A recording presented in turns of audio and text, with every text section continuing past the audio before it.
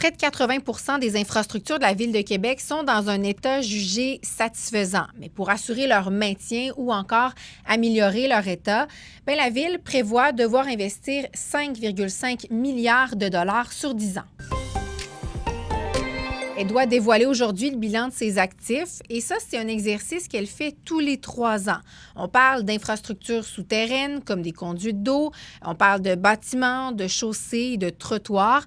Ça comprend aussi les véhicules, les équipements informatiques et les matières résiduelles. Il y a 15 des équipements et des infrastructures qui sont jugés vétustes. Ça veut dire que leur durée de vie utile est atteinte ou encore dépassée. Par contre, il faut comprendre que la situation de la Ville de Québec est quand même enviable par rapport à d'autres municipalités. À Montréal, le taux d'infrastructure vétuste est de 23 puis la moyenne des villes de la province approche les 18 Les services de transport en commun en périphérie de Québec vont être particulièrement touchés par des compressions budgétaires. Je vous explique, en novembre, Québec a renouvelé son programme d'aide au développement du transport collectif.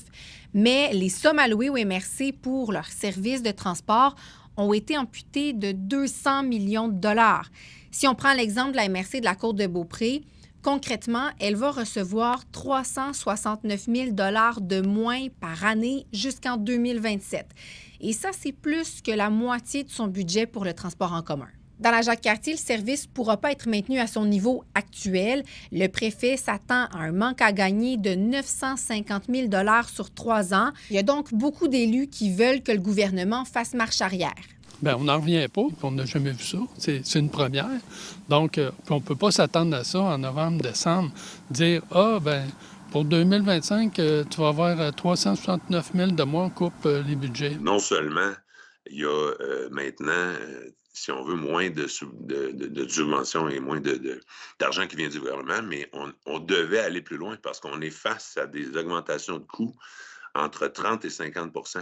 Et on termine là-dessus. Il y a des citoyens du quartier Montcalm qui veulent que l'avenue Cartier redevienne piétonne les fins de semaine pendant l'été. Le conseil de quartier a relancé l'idée à la Société de développement commercial, la SDC, du quartier Montcalm. Le projet pilote prévoit la piétonnisation de 2 segments. Le premier entre les rues Fraser et Aberdeen et un deuxième entre la rue Aberdeen et le resto-pub Le Blackstone. La SDC doit se pencher sur la question ce soir, mais s'était déjà positionnée contre la rue piétonne toutes les fins de semaine de l'été.